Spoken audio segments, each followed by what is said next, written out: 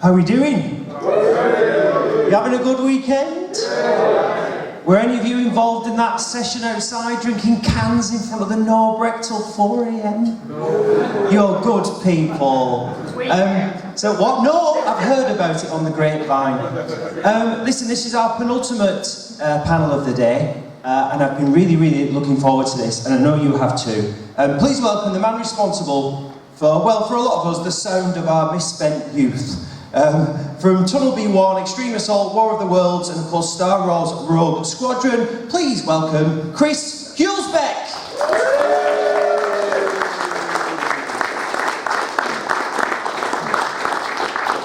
There you go, buddy. Take a seat, take a seat. Chris, by the way, when I met Chris before, he said, I hope you have some good questions for me. So wish me luck, right? Chris, what's it like to walk into a room in Blackpool, England, and hear your music? Are you aware of the legacy that you have in this country? It's surreal. Yeah, I would say, yeah, and I'm super happy to see you all here because I did not even expect a turnout like this. So, yeah. Well, that's because Chris Huelsbeck's on, so they want to see you.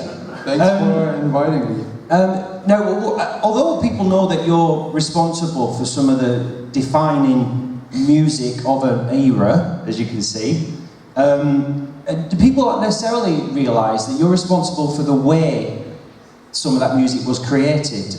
Tell people about when you created Sound Monitor, and arguably that led to a lot of the trackers that we use for so much music for 10 years to come. Yeah, when I started on the Commodore 64, there was really no software like that that could create sounds that I wanted to do. And my first smaller success was that I won a contest in a magazine.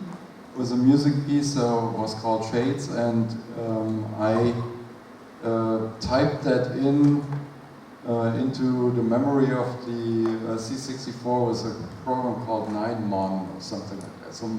A machine language memory monitor program. And so I had to actually go in there and define the sounds and everything just with hexadecimal numbers. Yeah. And so I had to remember, oh, this is like that sound and this is how it's made, and then make the patterns with hexadecimal numbers. I had to remember which number is which note in which octave and all that.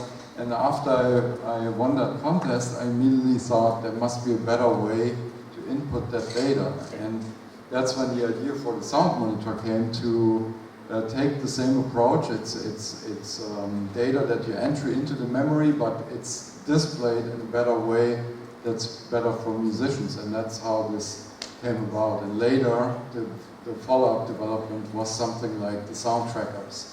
Yeah, absolutely.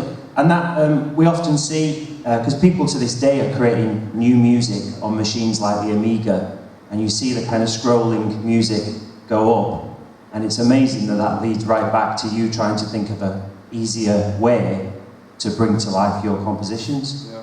Let's go back in time a little bit, if that's okay, because during my extensive research, I found it very difficult to find anything about you from before you. It starts at about 17, and I just want to go a bit earlier than that, if that's okay. Can you tell people, if you would, where did you grow up? So I grew up near Frankfurt, Germany, and I was born into a family that had a lot of music teachers.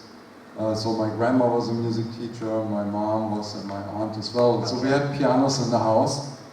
And they actually tried to teach me piano at age 5, but my grandma was very old school, and she would hit her students with a stick on the fingers if you made mistakes. Can we have a look, see if the marks are still there? No. And I don't want to talk too bad about it. She had her good sides too, but that was not for me. So after 2 years, I did not want to play Beethoven or Mozart anymore.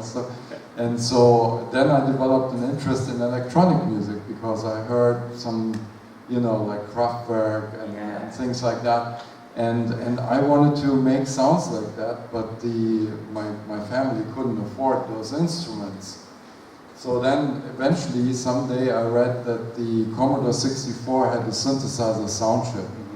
And that's where the idea was born. Oh, I could get a Commodore 64 that's kind of reachable. And then I could make music like Kraftwerk or Tangerine Dream with that. Little did I know at my young age that that was not quite the case, but it was a goal to have. That's so interesting that you mentioned Tangerine Dream. I was listening to one of your latest Patreon compilations on Bandcamp, and I forget the name of the track, but it gave me a Tangerine Dream type of feel.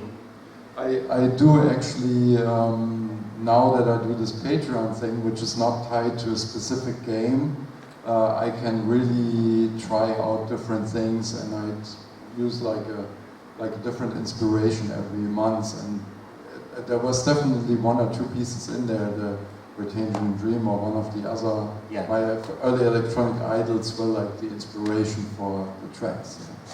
So when you're, around that time when you're listening to music and you're influenced by people like Kraftwerk, do you have a hi-fi in the front room and you're listening to it on the radio, or were you out buying records? Did you go to watch musicians playing gigs live? No, it was actually on the radio. I mean, I was too young to go to concerts and stuff like that, but we had actually a radio program near our town. There was a station that was, once a week, they played a show called Sounds from Synthesizer. Oh, great. Yeah, so it was all those bands and many more that were presented there, and I taped them usually with a tape recorder. And yeah. So yeah, that's where I got a lot of inspiration. And so you've got a tape recorder by the radio, and you're pausing it when the DJ comes on. And I think I taped the whole show because I also wanted to hear what he was actually telling about the bands that I was hearing. Yeah, so. Do you remember the first tune that you ever came up with? Or the first chord sequence, or just the first hook? You mean that I composed? That you composed, yeah. Oh, I don't know. I mean, there were some experiments on the piano, and we had also like an electronic organ. Yeah. And then one story that I always tell is I was also kind of like into electronics and tinkering with electronics. And eventually before this was even like a thing, I circuit bent the organ to sound more like a synthesizer. Oh, okay. So you took the back off the keyboard and you got in there with the screwdriver? Yeah, and I made new connections on the circuit board, and it was like new switches and stuff, and for a while it worked really well. And then I went a little bit too far and the thing exploded. So I did not record that sound, but... yeah, I think some of these guys have had the same problem maybe when they're trying to fix an Amiga or a Commodore, and you get in with the screwdriver and you're getting too deep. Speaking about the Commodore 64, what was it about the Commodore 64 and the SID chip that made it so, even to this day, unusually a machine that is almost, the music overshadows the gameplay? What was it about the Commodore 64? It's just a very unique sound that comes about because you're trying to push the envelope, particularly with the arpeggiated chords. That's a very unique sound that came out of necessity because you had only these 3 oscillators, voices, and you had to make like a melody, a bass, and a chord, and there was just not enough voices there. So you did the arpeggiated ones to get around that, and that has like a very unique character, and that makes a lot. And then the other thing is the SID chip had the variable the square waves. Yeah. And so pulse width modulation was something that usually like high-end synthesizers had, but the early video game chips did not have that, but the SID chip had it. And the reason was because the developer of the SID chip had actually, the concept was for a synthesizer, and so it was like one chip, one voice, and he wanted to make a polyphonic synthesizer with like 8 voices that would have had 8 SID chips. But then eventually he wasn't happy with the signal-noise ratio or whatever that came out of his development, and then Commodore took it and put it into the C64. Yeah. But this guy, I owe a lot to, I think his name is Great Giana.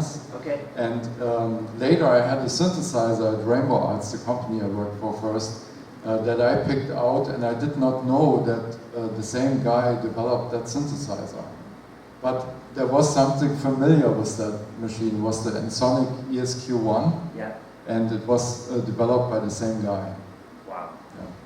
I mean, that's something else I did want to ask you actually, is that this challenge, when you've only got 3 voices or 3 sound channels to work with, people often comment with your work that it sounds like a lot more is going on. How do you fit so many sounds into just... Yeah, 3? I actually, during the sound monitor time, I also developed something where you could play samples at the same time as the SID chip. So you had essentially 4 voices. You had the 3 normal SID voices and then 1 sample channel, but then I would also like do quickly changing the samples, so it sounded even like more. Oscillating between... Yeah, just like clever arranging, and maybe like have a very small part that plays something like a hi-hat and then the bass drum, and you don't hear the switching between the two. They sound like they come at the same time. And the same concept I did later. Then there was a later revision of the SID chip that couldn't do the samples anymore the way I was doing them. And I developed a new system called TFMX. And the idea that I had there was like, instead of having fixed sound definitions for every sound, play a little script for each note that is triggered. And so it was like a very simple programming language that had like commands to change something on the SID chip, but also weights and loops and conditions and stuff like that. So you could build very complex sounds. For each frame you could change something on the SID chip, and then I did like a short, very short hi-hat and a drum, and then a bass note on the same channel, and it would sound like several channels were playing, but it was only one.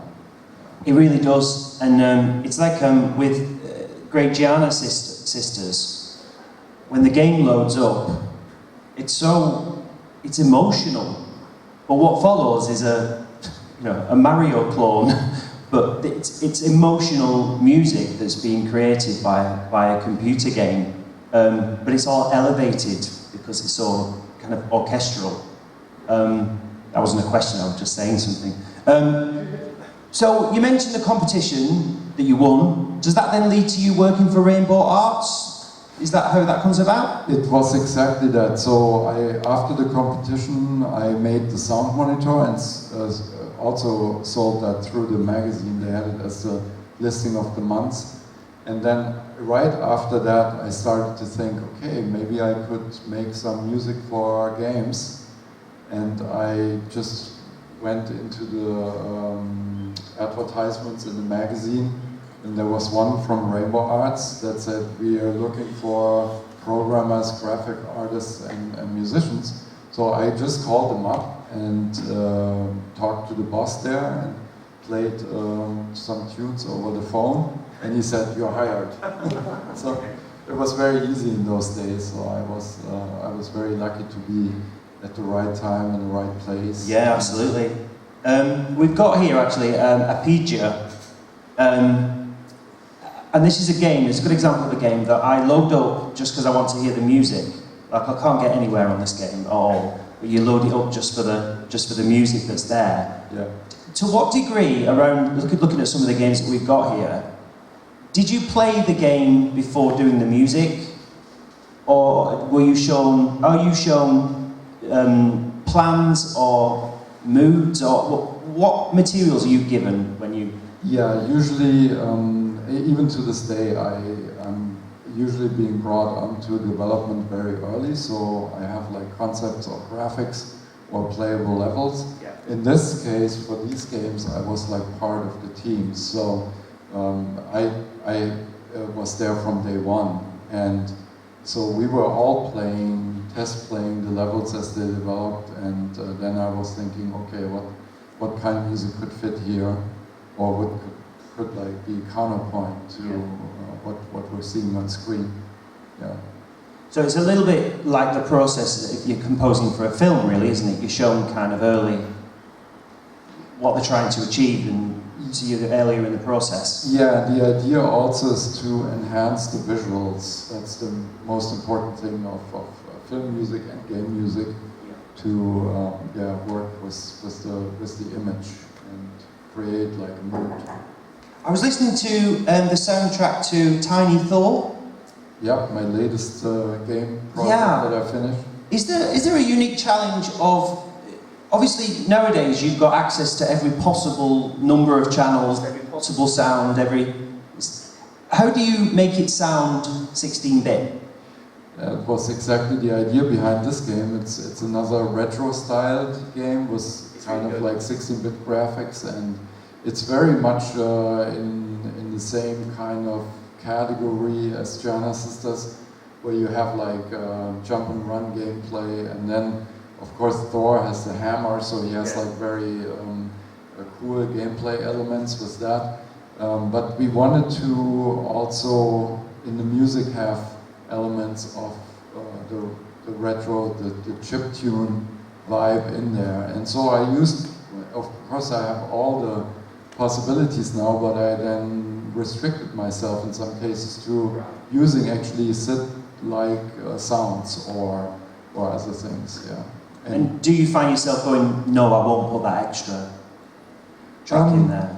No, but definitely the basic idea is to capture that chiptune feel, and then of course modernize it a little bit, as is the game. The game is also, I mean, I don't know if you could port it to an Amiga, but it's Theory. Yeah. It's of course a little bit more modern with the graphics, but it has that feel. Yeah.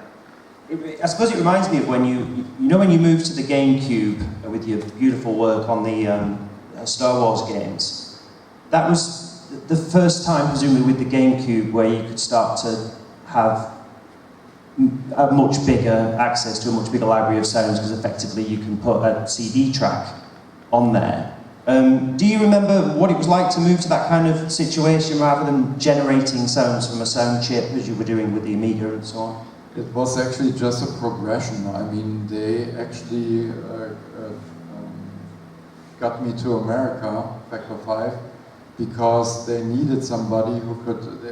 The first Squadron game was on the N64, so that was still a cartridge base, and they were like horrified to get like a Star Wars like soundtrack with all the orchestral elements and sounds into a cartridge. So I had to sequence it and do it essentially like the old days, like in the tracker days, and it was extremely difficult, but it turned out pretty nice. After it was right done, I could not listen to it for months on end because I thought like, oh no, that was not the best we could do. And then a few months later, I listened to it and I thought like, oh yeah, okay, it's actually quite good. Very self-critical there, but then on the GameCube, as you said, had a little CD and a lot more data, and you could even like do some streaming. So we were actually incorporating some of the John Williams tunes from the soundtracks into it, but then also made like some that were developed in the studio with lots of samplers and things like that. So that was an enormous project for me. Particularly because I'm such a big fan of John Williams' music. Oh yeah. And Factor 5 still wanted me to compose some, so 50% of the music is actually new compositions.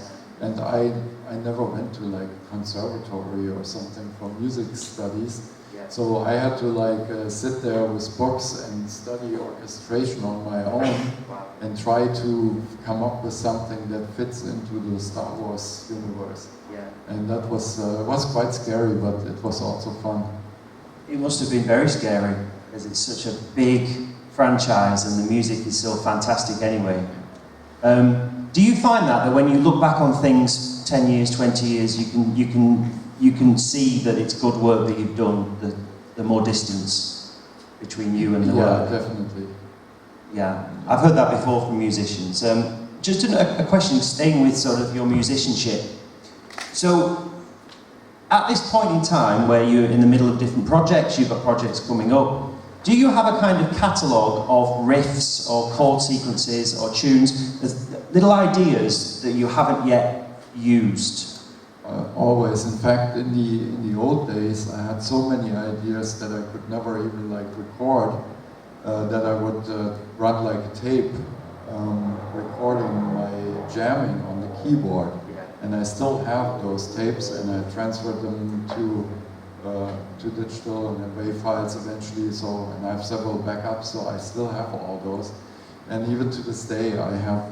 I think it's like when you do this for 30, almost 40 years now, you have so much experience that sometimes I sit just down. I had like one game that I was recently working on, and things had to move quickly, and I had to come up with something quickly, and I wasn't even like thinking about it. I just sit down, and the first melody I played in, I didn't even like correct anything. It just was there, and then it developed a full piece out of that. Yeah, it helps when you do this for this long. So you've transferred that tape over to digital now. So are there tunes on that MP3 that we haven't heard yet and that you've still got in your library? Definitely. And I was actually thinking a few years ago I should go through and curate it and then maybe put it out as like an early works or something. Yeah, there's something like there. that. But it's like when they find like old musicians, you know, like the classics, they find some manuscript somewhere in a drawer, in the bottom of a drawer, and then there's a new piece of like Beethoven or something. Yeah. That's the same way I rediscovered the tapes, and I'm listening what I played there, and some of it I still remember, other things I've forgotten. And then with my Patreon project, I actually taken a few of those melodies already and reimagined them. Yeah. And then I, with the fans there, write about the process and things. I think we'd love to hear them. Release the Huelsbeck cut, I said. What was the toughest soundtrack that you've ever worked on? And I kind would of say why? definitely the Star Wars project. Yeah. Because I had such a high expectation to myself that I actually developed like almost like a carpal tunnel syndrome. Yeah. Playing so hard and cramped and trying to make that sound good, and that was very hard. I try not to stress as much anymore these days. Yeah, I mean, do you have to be in a certain mood when you're composing? Do you have to be in a certain mood, or can you be workmanlike about it? No. No, definitely. And in fact, this is another thing that I just recently posted on my Patreon. When I have like a blockage and something just doesn't work, then I actually do stop. I'm not cramping or trying to force it anymore. I do something else. I might like go to the movies or listen to some music on Spotify. It's actually very nice that you can now you can pick a song on Spotify and then you start a radio version of it. It's great, isn't it? And there's stuff that I've never heard before, but that is like inspirational. And then often that breaks me out of it. And then I have another thing that I also talked about.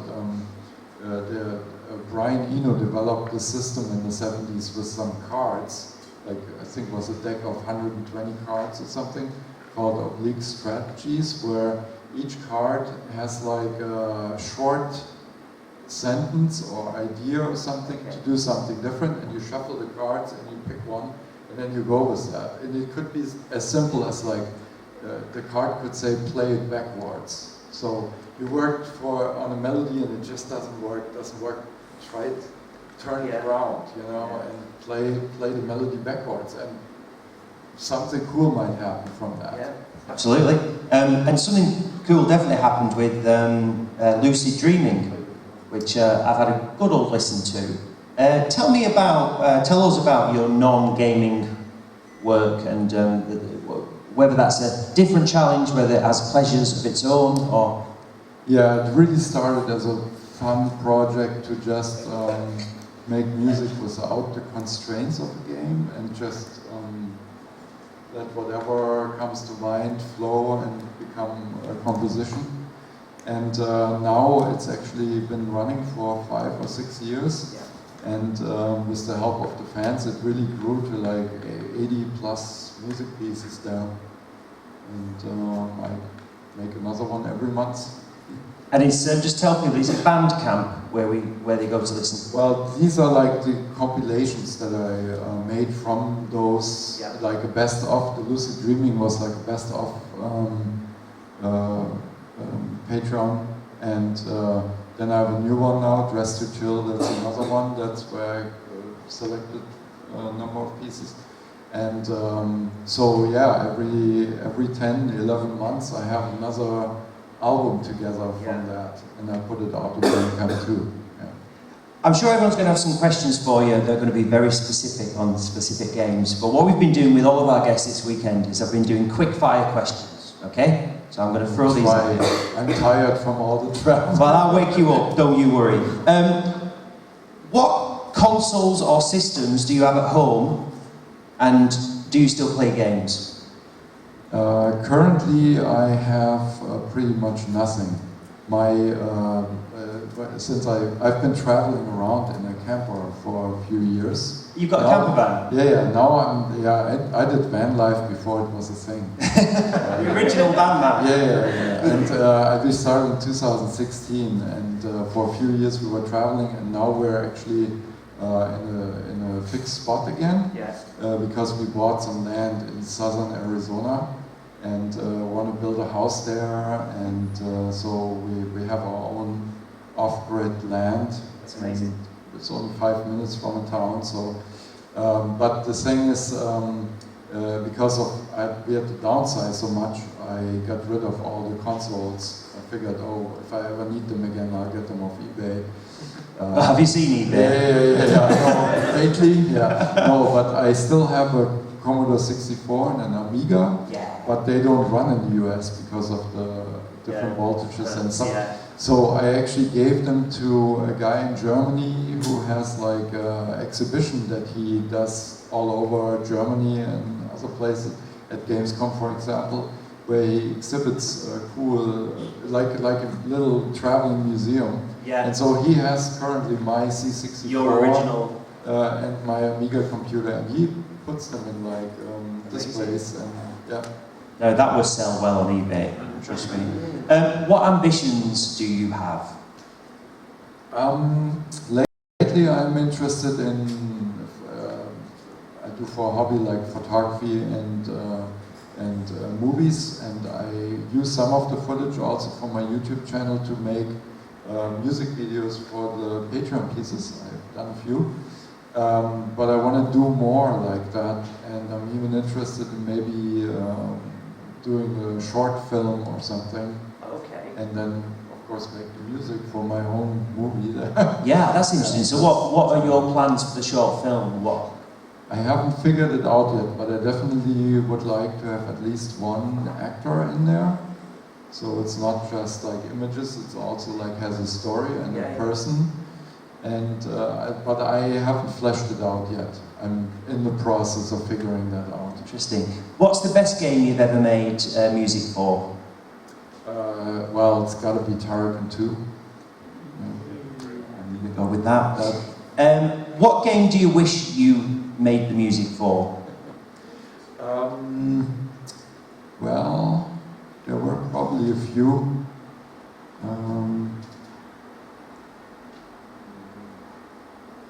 Yeah, I don't know. It's like it's hard, but I adore the Valve games. Yeah. Like Portal 1 and 2. Yeah. Even though they didn't have much music, but it was very cool. What they did was it was more like an ambient soundtrack here and there, and then also the songs. I wish I've done something like that. In fact, last year I did another dream of mine was like to do something for Teenage Mutant Ninja Turtles, and I actually got a game and I did it, but unfortunately it's only out on Apple Arcade, so it's like an Apple Arcade exclusive. I don't know how many people have that, but I did that and that was fun to do. Cool. My friend Kristen A is walking around at the moment, not in here, in the main hall, dressed up as April O'Neil from Teenage Mutant Ninja Turtles. So if you see her, say hello. Do you watch YouTube? I do. What do you watch? What are you into? A lot of like off-grid building channels right now, you know, like that kind of stuff. I followed a lot of other people who were doing full-time RV and science channels, and it's essentially my main entertainment now. I do mostly YouTube. Yeah. Cool. What's your favourite film? It used to be the Blues Brothers. Oh, that's a good. I watched that actually many times in the movie theater after it came out, and I've probably seen it overall with video release and everything over 25 times. Yeah.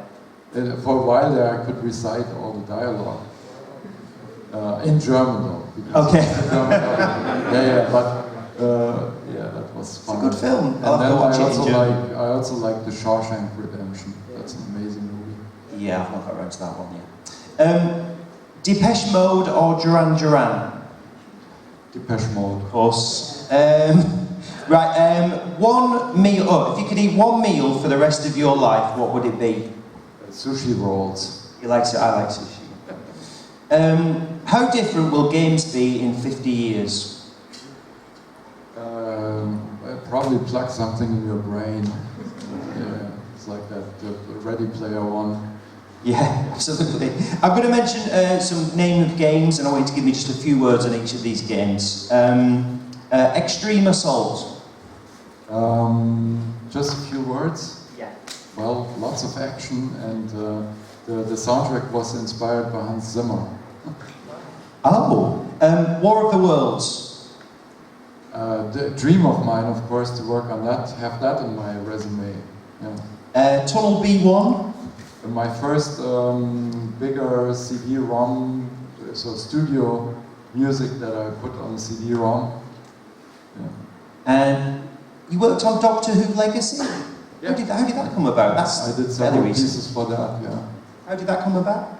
One of the developers was a fan of mine. Very nice. Right then, folks, that's all I've got for Chris, so I'm going to hand this over to you now. Put your hand up if you've got a question for Chris Huelsbeck. Don't be shy. Oh, we've got loads. Right, you can go first.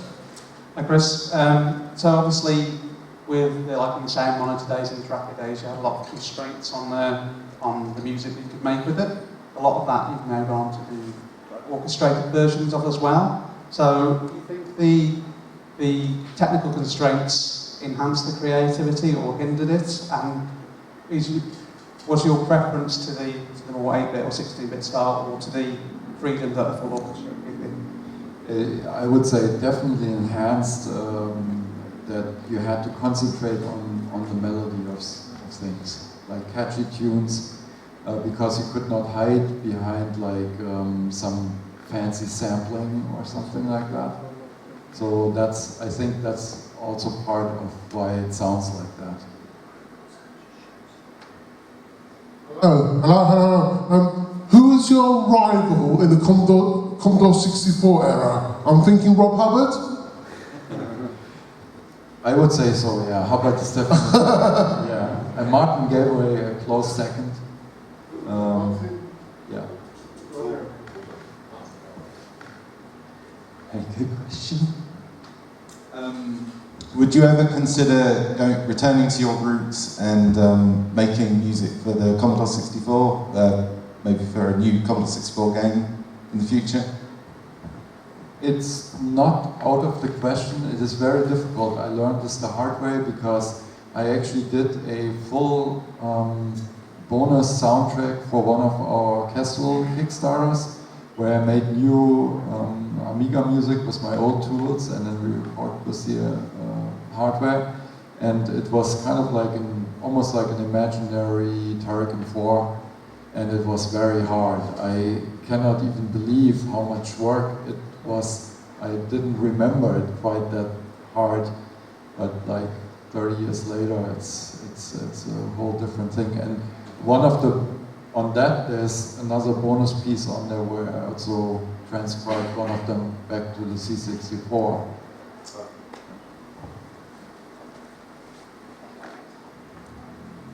Did you feel as appreciated in the team, you know, as maybe the artists and coders, and did you get paid the same?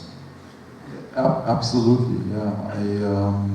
I think if the team didn't like to work with me or something, then it wouldn't work anyway.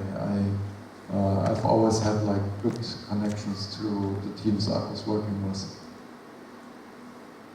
Oh.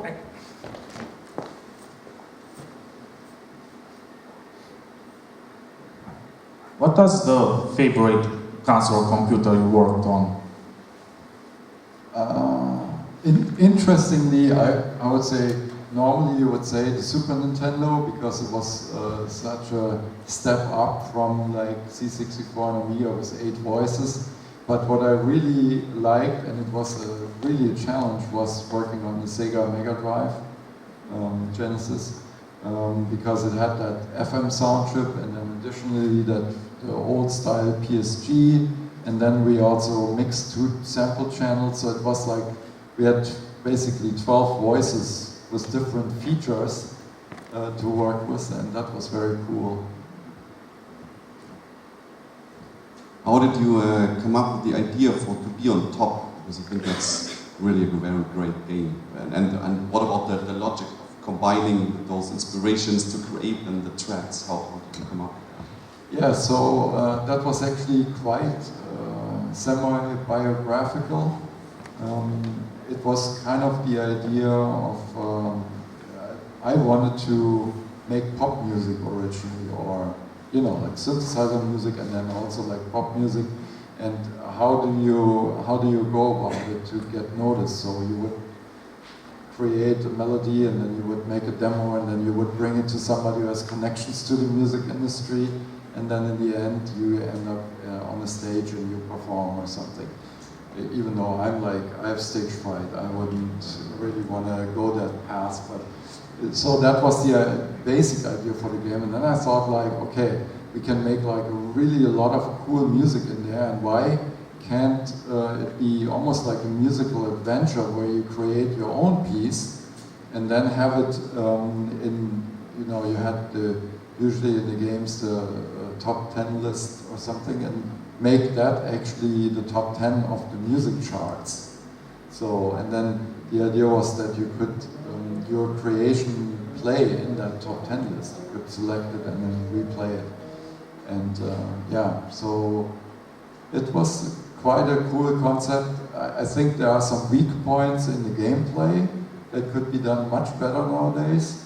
But yeah, it came from that general idea to make like a music game where you develop your own music piece.